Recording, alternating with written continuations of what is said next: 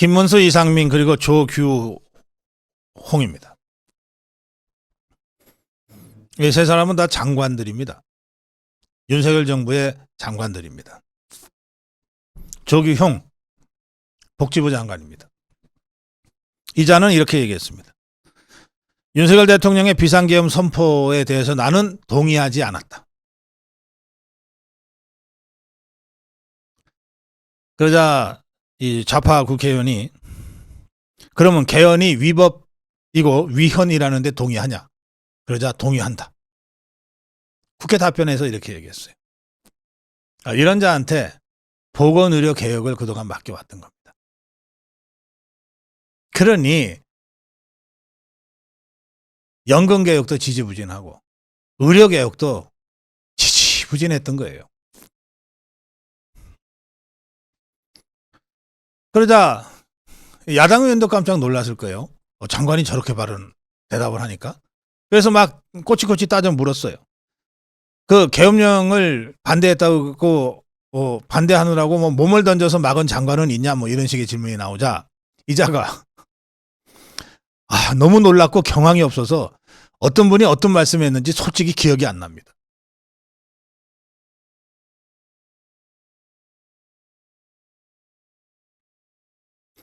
그러면서 이어지는 좌파 국회의원들의 질문이 계속 있자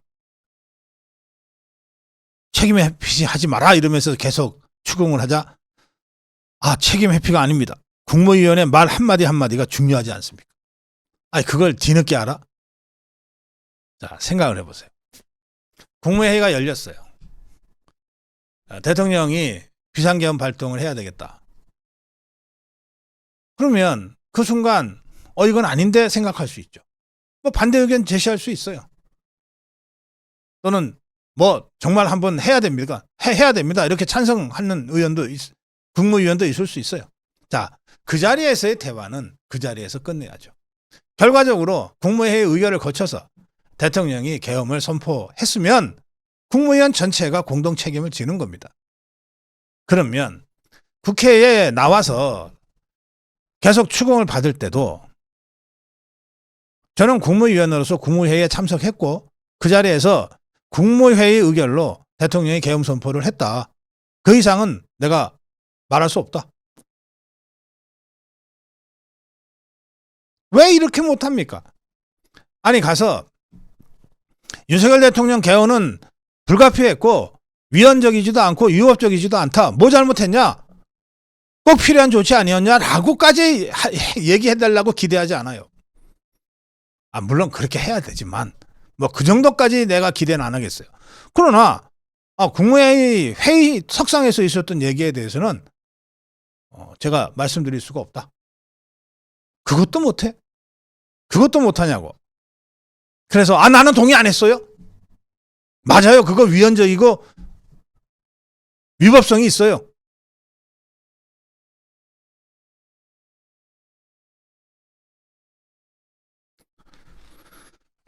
자, 조규홍이라는 자.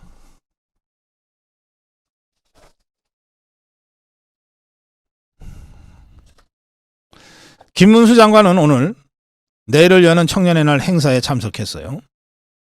거기서 이렇게 발언했습니다. 대통령께서 계엄을 선포할 정도의 어려움에 처했다. 계엄이 해제됐고 이 과정에서 비서실장 수석 등 내각이 사의를 표명하는 게 좋겠다고 의견이 모아졌다. 그러니까 계엄이 불가피했다고 얘기한 거거든요. 김문수 장관은. 그러자 아마 취재진들이 이제 물어뜯기 시작합니다. 계엄을 선포할 정도의 어려움이 뭐냐 도대체 설명해라. 그러자 김문수는 그건 나한테 물어볼 필요가 없지 않냐. 여러분도 다 알고 있으면서 뭘 자꾸 나한테 그런 걸 묻냐. 그리고 계엄 선포가 정당했다고 생각하냐. 그런 질문을 왜 하냐. 그런 질문을 왜 해. 대통령께서 계엄을 선포할 정도의 어려움에 처했다.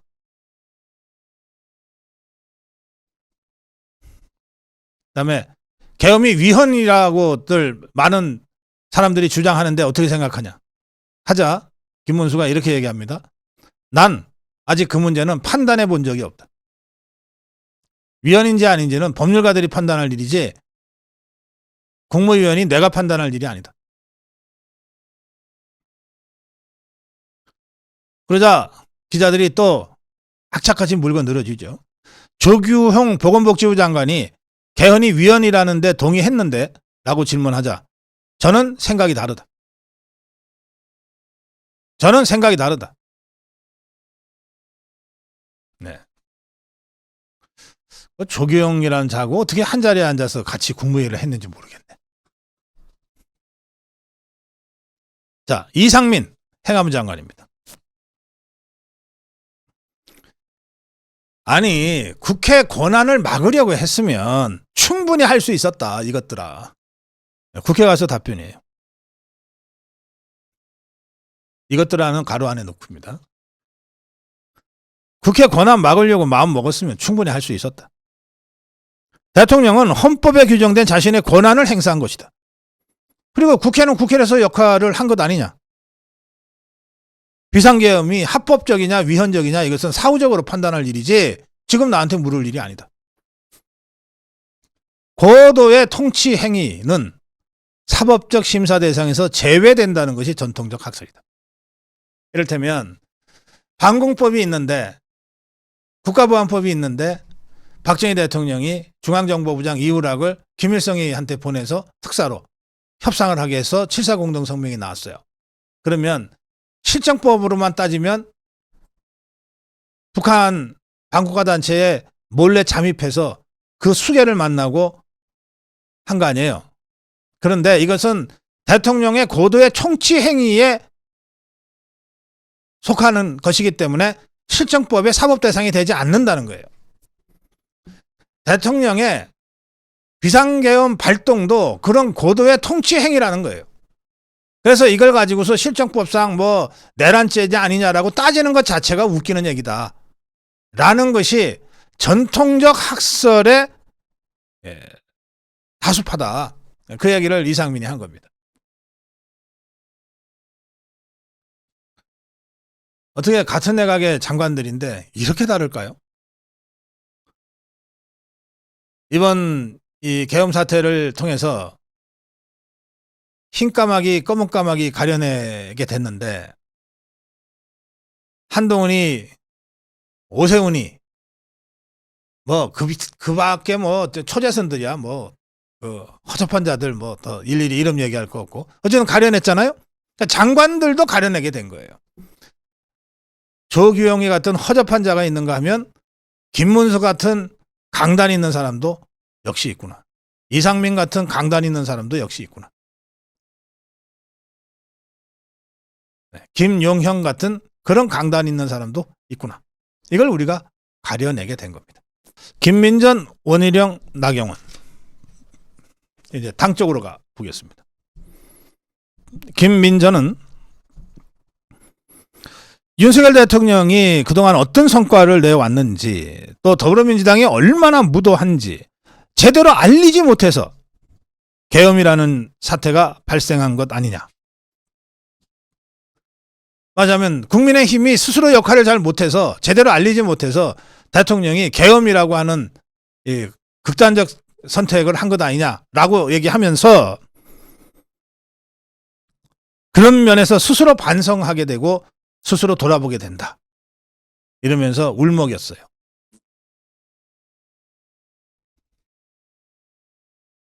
그러면서 대통령 탄핵 소추문을 보면 정말 아연실색하게 된다. 소위 윤석열 대통령의 가치 외교 이런 걸 가지고 북한, 중국, 러시아를 적대시했다고 탄핵하겠다고 한다. 그동안 눈에 잘 보이지 않았지만 이 땅에 친미 대 친북, 친미 대 친중 간 대결이 있고 탄핵 소추문에는 바로 그 친북 세력, 친중 세력의 반란이 있는 것이다. 김민전이 이렇게 발언했습니다. 인요한도 오랜만에 입을 열었어요. 인요한은 그동안 야당이 특검, 탄핵을 엄청나게 비열하게 대통령과 대통령 가족에게 몰아붙인 점을 우리가 모두 기억해야 한다. 또 우리 또한 한동훈이 등 당정 갈등을 일으켜서 대통령에게 여러 가지 어려움을 주지 않았냐. 노동계에서는 극히 일부긴 하지만 세 사람의 민노총 간부들이 실형을 받고 북쪽에서 지시를 받았다는 것이 재판을 통해서 확인되고 있지 않냐. 이거야말로 어마어마한 사건이었는데도 사건이었다. 이런 것들도 이번 대통령의 비상계엄 발동에 한 변수가 됐을 것 같다. 잊지 말아야 할 것은 그동안 윤석열 대통령이 200명 넘는 각국의 정상들을 만나고 그야말로 회사 판매원처럼 열심히 일했다는 것이다. 추락한 원전을 다시 궤도 위에 올렸던 이런 업적도 우리가 기억해야 한다. 인유한 뭐하냐 이런 비판 목소리가 좀 있었는데 꼭 필요할 때 자기 역할은 한다고 저는 생각합니다. 이번엔 원희룡입니다. 원희룡은 한동훈이가 윤석열 대통령 탈당을 요구하는 데 대해서 대통령 탈당 요구 같은 경솔한 언동은 절대 우리한테 도움이 되지 않는다. 여당에게 분열은 곧 무책입니다. 지금은 정부와 여당이 우리 앞에 닥친 혼란을 하루빨리 해소해서 국민을 안심시켜 드리는 것이다. 그러기 위해서는 각자의 이견은 일단 접어두고 오직 국가 안위와 민생에 전념해야 한다. 이번엔 나경원입니다. 나경원은 페북에다가 이렇게 글을 올렸습니다. 헌정사상 유례없는 감사원장, 중앙지검장 탄핵은 헌법과 법치주의를 심각하게 훼손하고 우리나라의 헌정 질서를 뿌리째 흔드는 위헌적 내란 만행이다. 민주당의 무차별적 탄핵 남용은 이미 도를 넘었다. 윤석열 정부 출범 이후 민주당이 추진한 탄핵은 이상민 행안부 장관 시작으로 방통위원장, 감사원장에 이르기까지 무려 22건이지만 이 중 탄핵이 인용된 것은 단 한 건도 없다. 헌법이 보장하는 상권분리 원칙을 정면으로 위배하는 중대한 위헌 행위다. 감사원장과 중앙지검장에 대한 보복성 탄핵 시도는 헌법상 보장된 감사원의 독립성과 검찰의 중립성을 심각하게 훼손하는 것이다. 민주당의 무분별한 탄핵과 특검으로 국가의 사법행정 시스템이 마비되고 있다. 탄핵 심판이 있을 때까지 그 권한 행사가 일시 정지된다는 헌법 제65조 제2항을 민주당이 악용하고 있다. 이재명은 민주당이 장악한 막강한 의회 권력으로 의회를 사유화하고 국가를 사유화하려고 하고 있다. 대한민국이 이재명의 나라인가? 이런 글을 올린 데 이어서 탄핵의 부당성을 알리는 공개 의청을 하자고 제안을 했습니다.